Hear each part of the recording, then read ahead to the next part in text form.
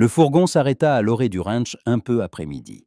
Le soleil était aveuglant et la poussière soulevée par les roues se déposait sur les bottines. Frances sauta à terre et ajusta son sac sur son épaule. Ses doigts que s'écrièrent richesse à force de travail, mais fins. Son visage, obstiné mais beau, se distinguait par des pommettes hautes et des yeux clairs. Ses cheveux étaient dissimulés sous un fichu, sa robe simple, de voyage.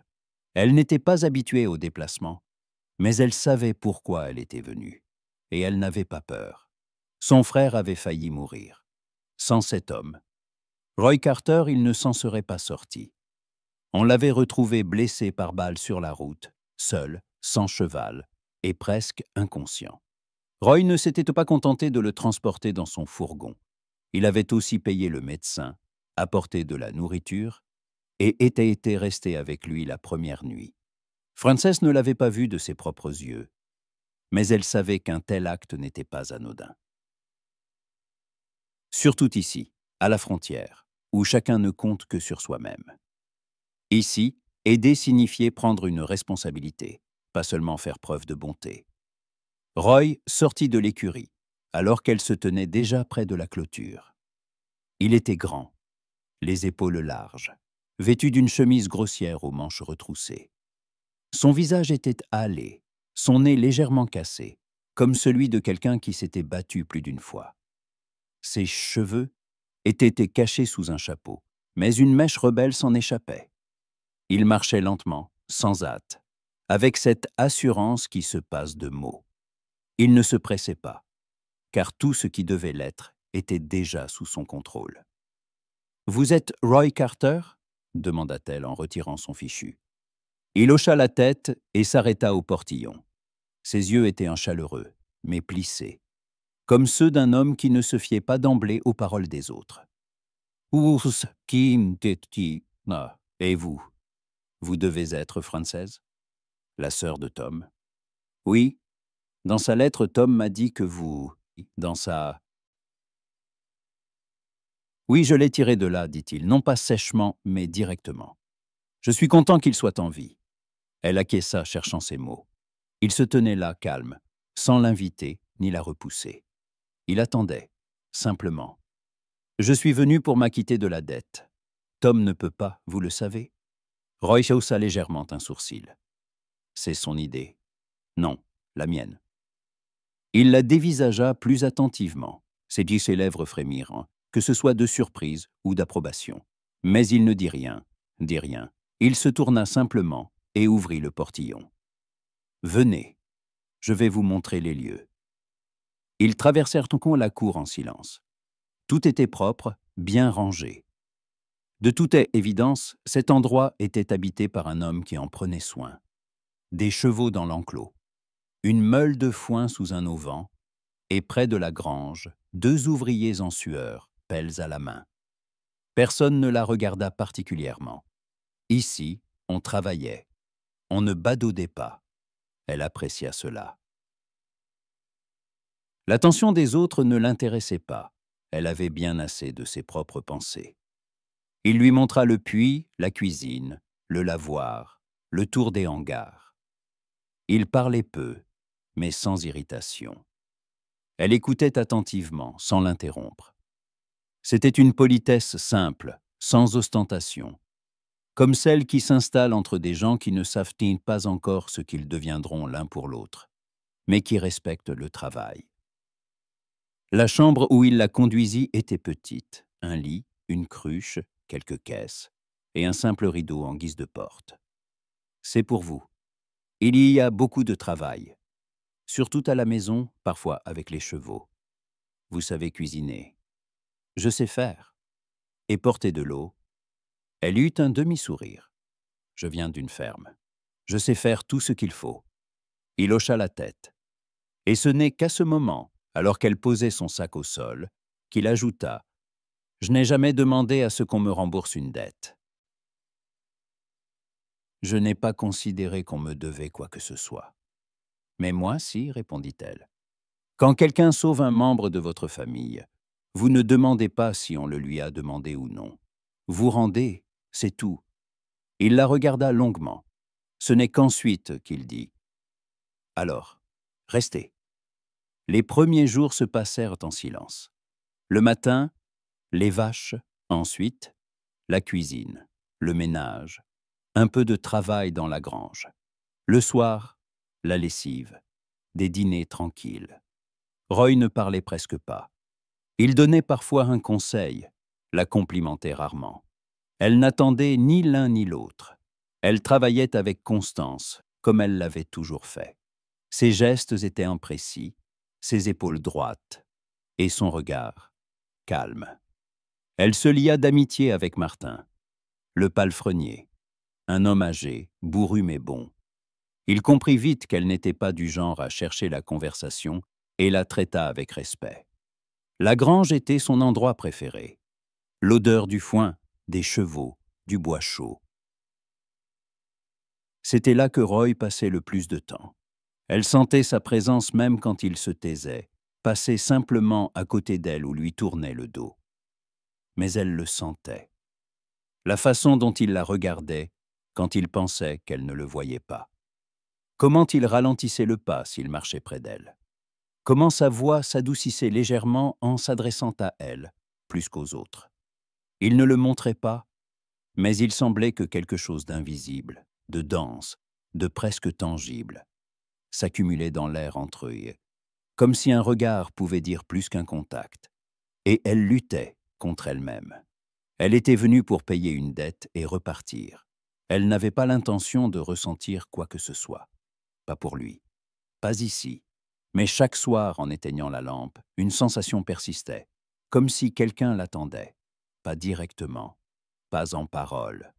Simplement, la présence d'un homme à ses côtés. Un homme qu'elle ne voulait pas perdre. Et cela l'effrayait plus que tout ce qu'elle avait connu jusqu'alors. La matinée commença avec une odeur de fumée et de pain grillé. Kat, la cuisinière, préparait habituellement les repas pour tous les ouvriers. Mais ce jour-là, elle était partie voir sa fille dans la vallée voisine, laissant tout sur les épaules de Frances. Elle se leva avant l'aube, alluma le poêle, pétrit la pâte et mit l'eau à chauffer. Elle travaillait en silence, rapidement, comme si ce n'était pas seulement un devoir, mais un besoin intérieur d'être utile. Quelque chose en elle exigeait l'action, comme si ces tâches lui permettaient de préserver son calme. Le soleil se levait lentement. La lumière filtrait par la fenêtre, traçant des bandes sur le plancher de bois. Dehors, il faisait encore frais, mais l'odeur du pain chaud et du lard grésillant dans la poêle emplit bientôt la cuisine de chaleur. Elle se lavait les mains, arrangeait ses cheveux, prenait un torchon pour ne pas se brûler. Chaque geste révélait sa concentration, son habitude du travail et un calme intérieur. Les premiers ouvriers entrèrent sans poser de questions. L'un hocha la tête, un autre marmonna un « merci ». Puis Roy apparut. Il entra le dernier, s'attardant sur le seuil comme pour observer ses mouvements entre la table et le fourneau. Il tenait une tasse à la main. Son regard était contenu mais attentif, celui d'un homme habitué à voir l'essentiel. Kat disait que vous saviez cuisiner. Elle n'a pas menti, dit-il doucement en s'approchant. J'ai passé ma vie dans une cuisine, répondit-elle sans se retourner. Ou dans les champs, ou avec le bétail, c'est comme ça. Il hocha la tête et s'assit sur un banc près de la fenêtre. Il resta silencieux quelques minutes, pendant que les autres mangeaient, puis commença à son tour. À table, personne ne faisait de bruit. On mangeait vite, à la manière des hommes, sans perdre de temps. Seul Roy semblait manger un peu plus lentement. Parfois, il regardait dans sa direction, quand il pensait qu'elle ne le remarquait pas. Son regard n'était pas avide comme celui des autres, ni évaluateur. Il était simplement attentif, comme s'il voyait en elle quelque chose qu'il ne pouvait s'expliquer à lui-même. Après le petit déjeuner, elle sortit dans la cour pour puiser de l'eau au puits. Le seau pesait lourdement sur son bras, mais Frances ne grimaça pas. Elle était robuste. Le travail ne l'effrayait pas. Près de la grange, deux ouvriers discutaient. L'un d'eux, jeune, le teint mat et un sourire effronté, la regarda avec curiosité. « La nouvelle n'est pas manchotte, dit-il à voix basse, comme pour plaisanter, mais assez fort pour qu'elle l'entende. Elle fit semblant de ne pas avoir remarqué. Elle posa le seau, s'essuya les mains sur sa jupe et repartit. Elle gardait le dos droit. Le silence était son bouclier. Une sensation désagréable lui serra le cœur, mais rien ne transparut. Elle savait comment vivre parmi les hommes. Elle savait comment être à leur côté sans appartenir à personne. Roy se tenait près de la clôture, fixant un nouveau poteau. Quand elle s'approcha, il jeta un regard dans sa direction. « Si l'un des gars vous dit des bêtises, dites-le moi, » prononça-t-il calmement, sans interrompre son geste. Frances soupira. « Je ne suis pas du genre à me plaindre. Je sais. Mais le savoir ne signifie pas se taire. Vous êtes ici pour travailler, pas pour divertir. Qu'ils s'en souviennent. » Elle hocha la tête. Son regard s'adoucit. Contre toute attente, quelque chose fondit en elle. « Merci. » Il ne répondit pas, se contentant de retourner à sa tâche. Mais il n'avait pas parlé en maître. Plutôt comme quelqu'un qui n'était pas plus disposé à tolérer l'humiliation d'autrui que la sienne. La journée se passa à travailler. Elle lava les sols, fit la lessive, aida à préparer le déjeuner. Chaque pas était précis, sans un mouvement superflu. Elle parlait peu, mais écoutait beaucoup. Elle remarqua qui grognait, qui se dépêchait, qui était fatigué. Elle vit qu'un des chevaux boitait. Elle apporta un bandage sans qu'on le lui demande. De petites choses, mais importantes. Roy ne disait presque rien, mais il apparaissait plus souvent à ses côtés.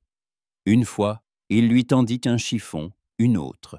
Il la retint par le coude, alors qu'elle glissait sur une planche humide près du puits. « Faites attention, » dit-il simplement. « C'est ma faute, » répondit-elle, sentant sa main sur son bras, trop chaude pour être indifférente. Dans chacun de ses gestes silencieux, il y avait quelque chose qui faisait battre son cœur plus vite. Pas de la peur, pas de la confusion, quelque chose d'autre, de chaud, de lent, comme la chaleur avant la pluie, comme une gorgée d'eau après une longue route. Le soir, elle sortit sur le porche. Le ciel était couleur de cuivre, le vent agitait à peine sa robe.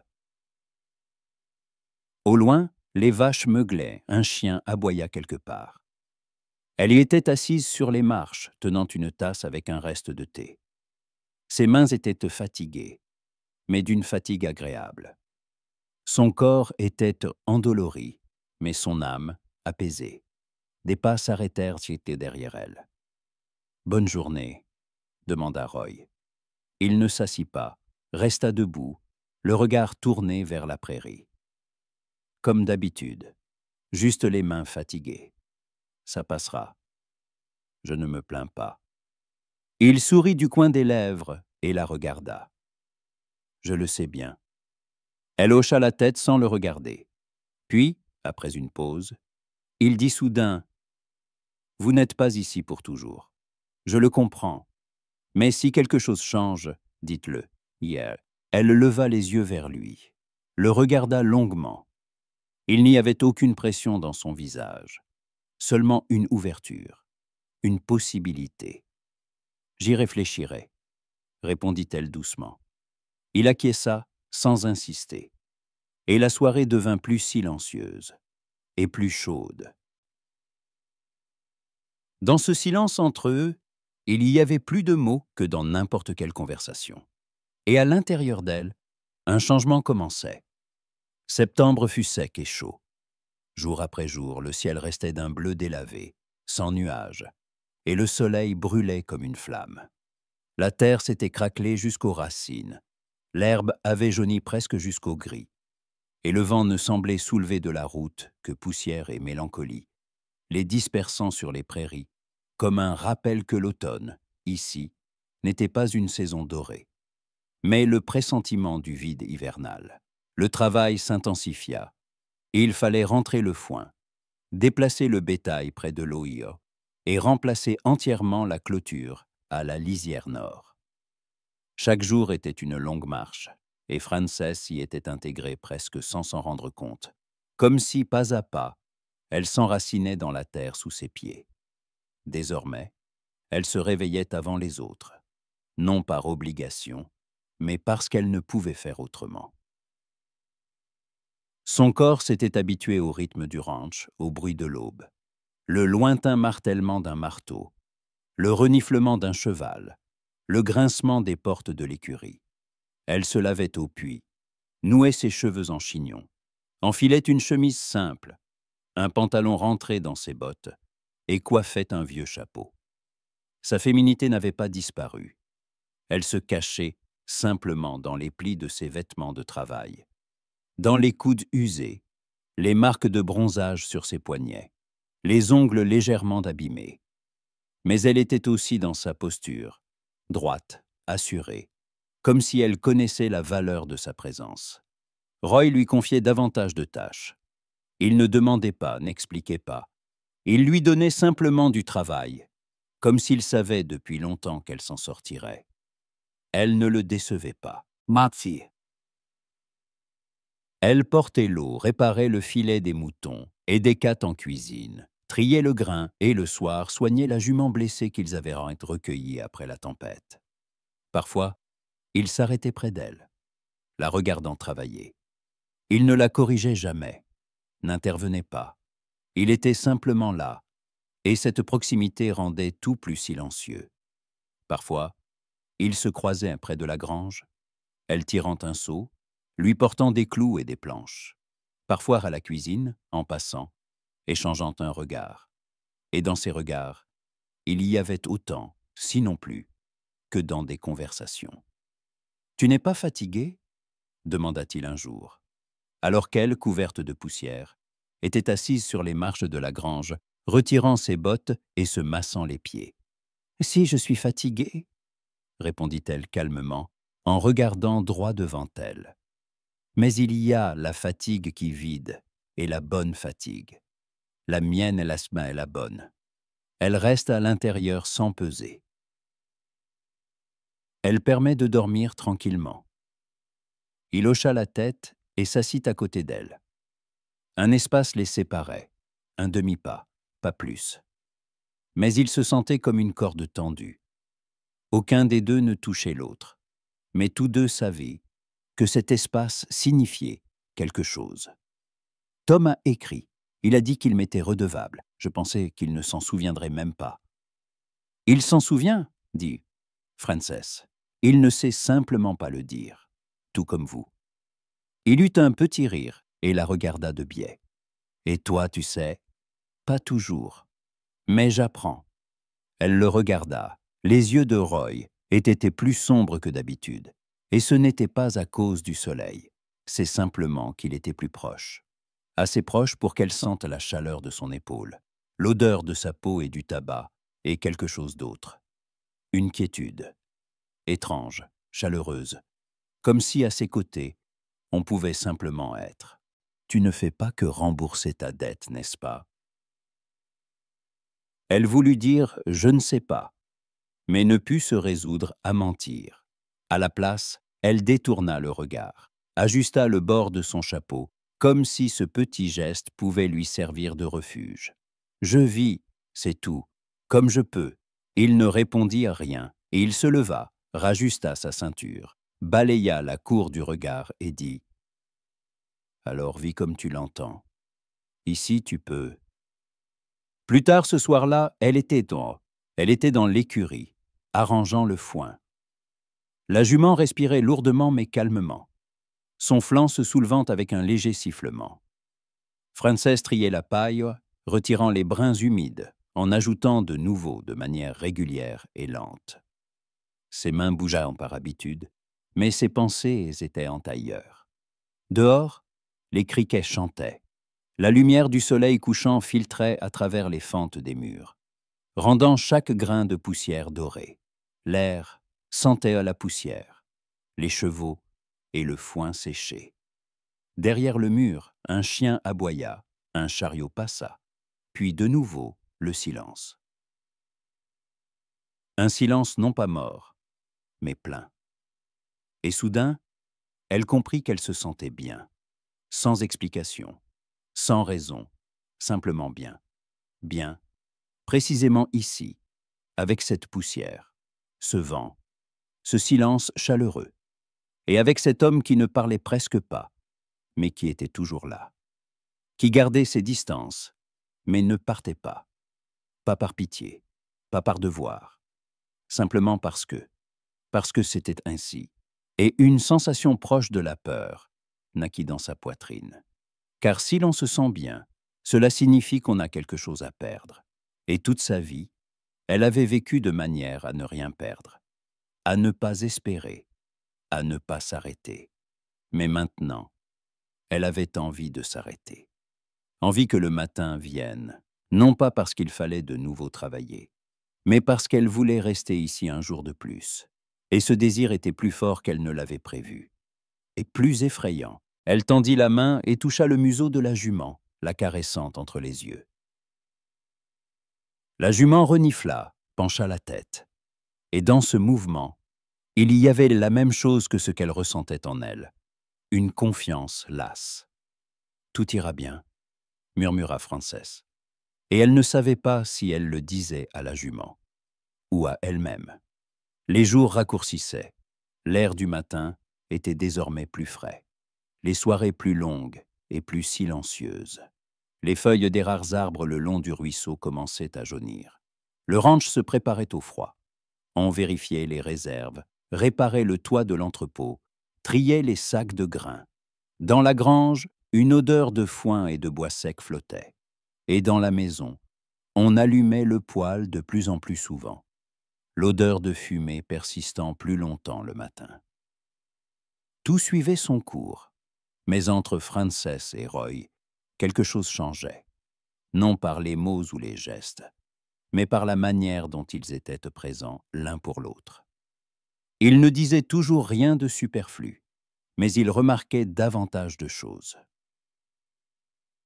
Il pouvait lui poser une tasse de thé en passant alors qu'elle empilait du bois, lui tendre une veste lorsque le soir devenait particulièrement humide. Un jour, alors qu'elle s'était coupé la main, Roy lui fit lui-même un bandage, en silence, avec soin, avec une tendresse qu'il ne semblait pas reconnaître en lui-même. Ses doigts étaient chauds, rudes, mais délicats. Il ne dit rien pendant qu'il la pansait, mais une fois terminée, il la regarda une minute, comme s'il voulait ajouter quelque chose. Il ne le fit pas. Il hocha simplement la tête et partit. Elle sentait tout, mais ne disait rien, n'osait pas. Il lui semblait que si elle le nommait à voix haute, tout se briserait. Et à quoi bon? Elle se souvenait encore de la raison de sa venue. Elle savait encore que ce n'était pas sa maison. Mais chaque jour, cette certitude s'effritait. Elle avait cessé de compter les jours, cessé de rêver de partir, et commençait à craindre que tout cela ne prenne fin un jour. Mais comment expliquer pourquoi elle ne voulait sortir sur le porche que lorsqu'il était là? Pourquoi elle reconnaissait ses pas parmi tous les autres? Pourquoi elle s'endormait plus facilement si, avant de dormir, elle l'entendait tousser dans la pièce voisine? Pourquoi son cœur s'arrêtait-il lorsqu'il prononçait simplement son nom? Un soir, il entra dans la cuisine alors qu'elle faisait la vaisselle. Il resta sur le seuil, l'épaule appuyée contre le chambranle.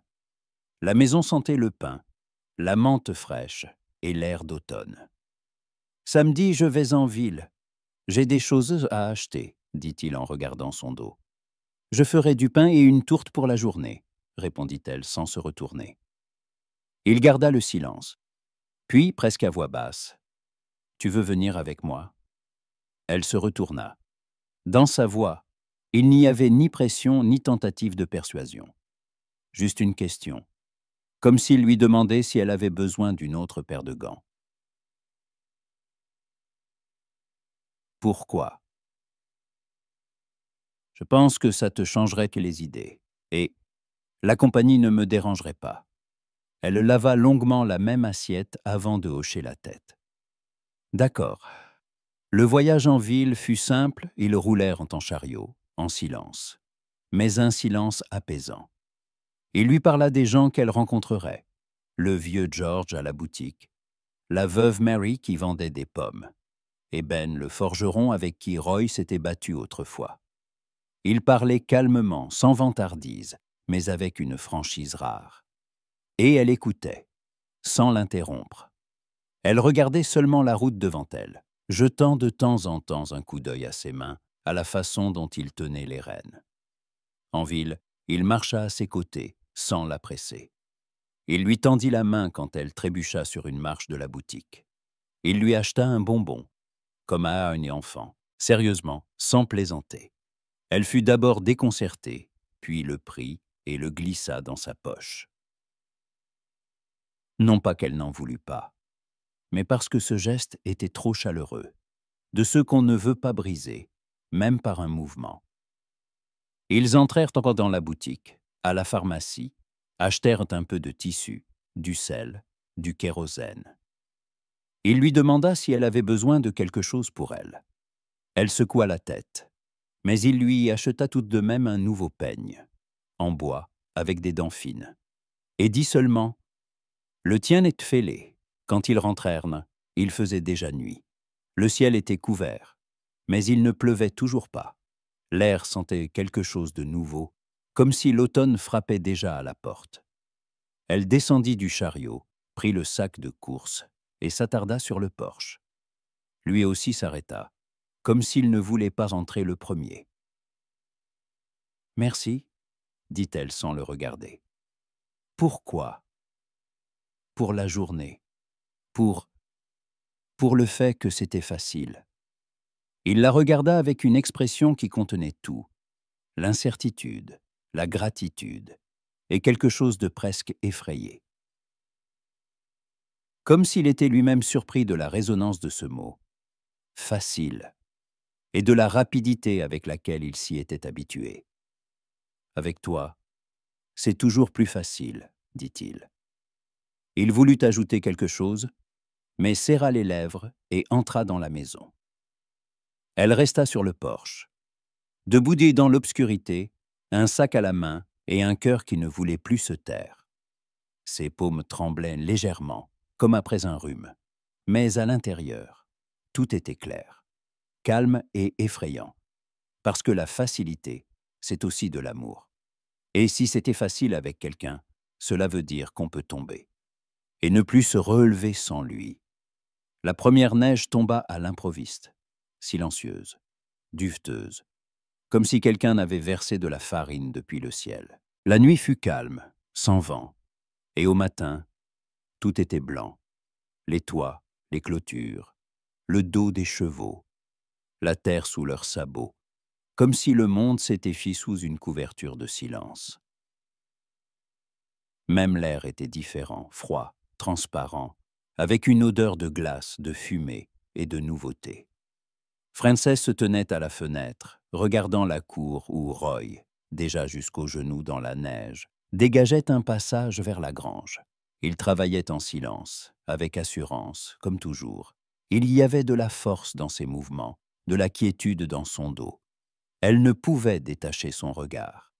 Dans chacun de ses pas, dans la façon dont il retirait la pelle avec effort, il y avait une assurance masculine qu'elle craignait et qui l'attirait à la fois.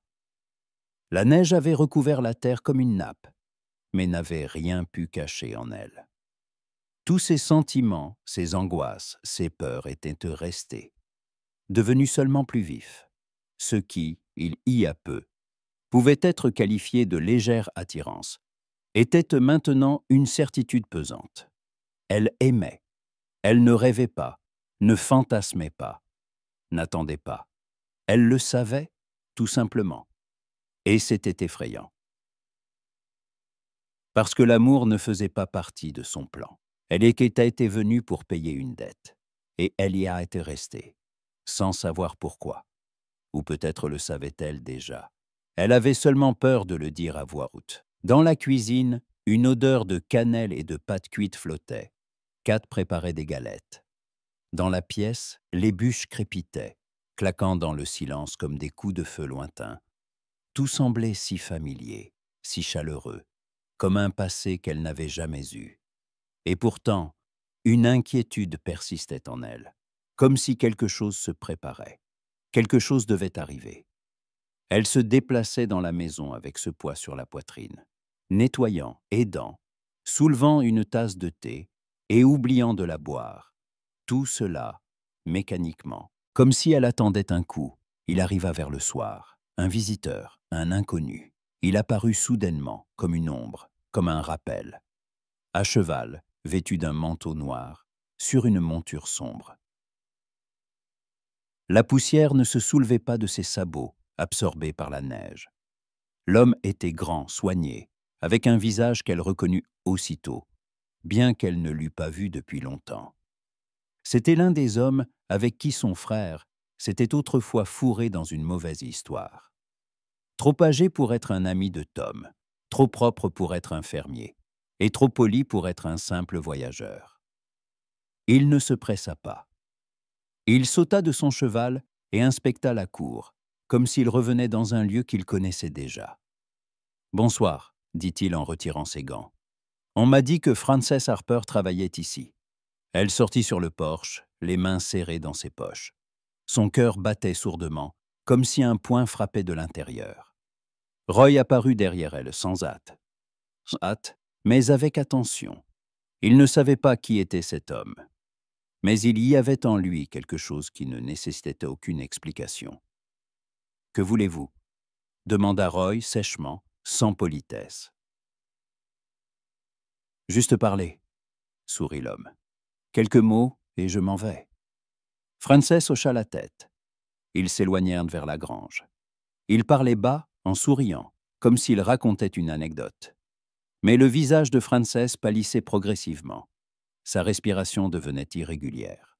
« Tu pensais que c'était si simple ?» disait-il. « Tom est parti, oui, mais les dettes sont restées. Et ce n'est pas parce que tu as décidé de te cacher dans ce charmant ranch que tout est oublié. Certains ont la mémoire longue. »« Je ne me cache pas, » répondit-elle, « et je ne dois rien à personne. » Et il se pencha vers elle, son regard effleurant presque son visage. « Pas toi, mais ta famille, et c'est presque la même chose. Et tu le sais, nous n'avons pas oublié. Nous avons juste attendu. Et maintenant, il semble que nous t'ayons retrouvé. Et tu sais, il suffit parfois qu'une personne apparaisse au bon endroit pour que tous les contes redeviennent d'actualité. » Roy s'approcha. Il n'entendait pas les mots, mais il voyait l'expression de son visage. L'homme se tourna vers lui, calmement, sans crainte, comme quelqu'un qui connaît sa propre valeur. « Ne vous inquiétez pas, » dit-il. « Je pars, mais je pense que nous aurons encore à nous parler. Bientôt. » Il remonta à cheval et partit sans se retourner. Toute son allure disait qu'il laissait derrière lui non pas sa personne, mais un rappel. Frances resta près de la grange, les poings serrés. Ses doigts se blanchissaient, ses lèvres étaient pincées. Le vent balayait la neige de ses épaules, mais elle ne bougeait pas. Roy ne posa pas de questions. Il s'approcha seulement, se plaçant à côté d'elle, un demi-pas en arrière. « Si quoi que ce soit arrive, je suis là, » dit-il à voix basse. Et ce n'était pas une promesse. C'était comme une porte ouverte dans une pièce sombre.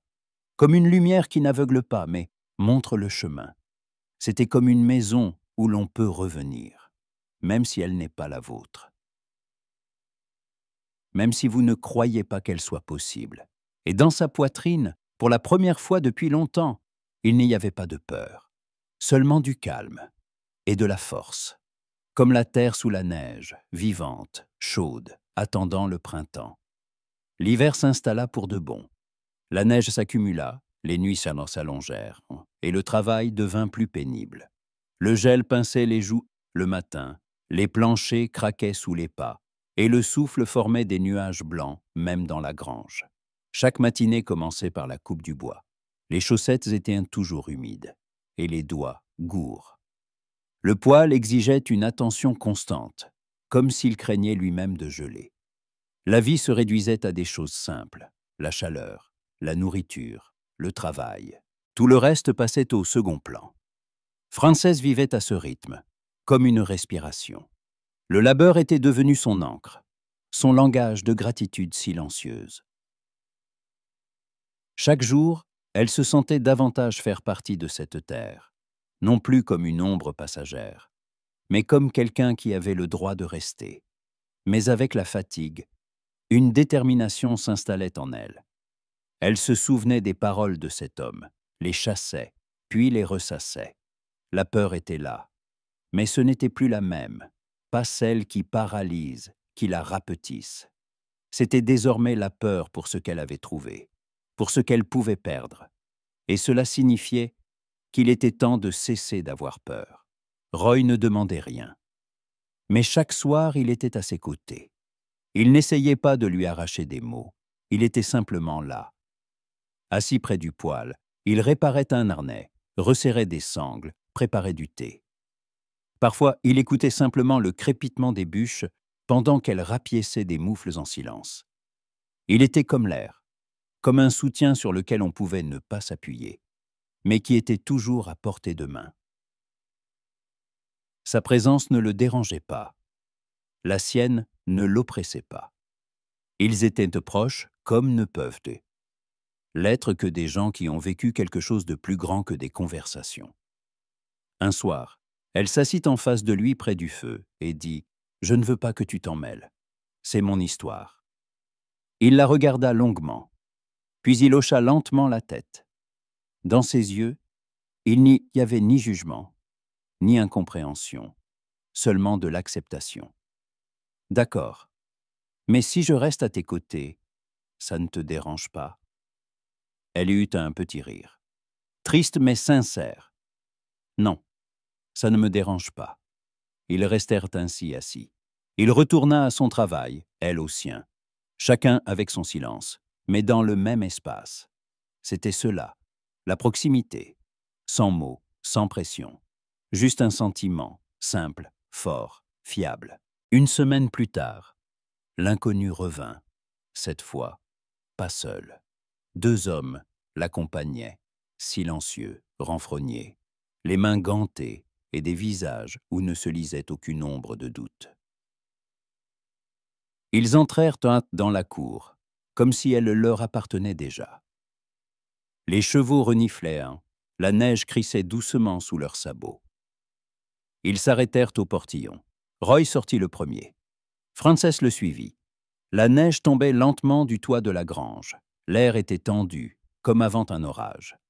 La conversation fut brève. L'homme en noir voulait qu'elle parte avec eux, de son plein gré pour commencer, pour régler les dettes.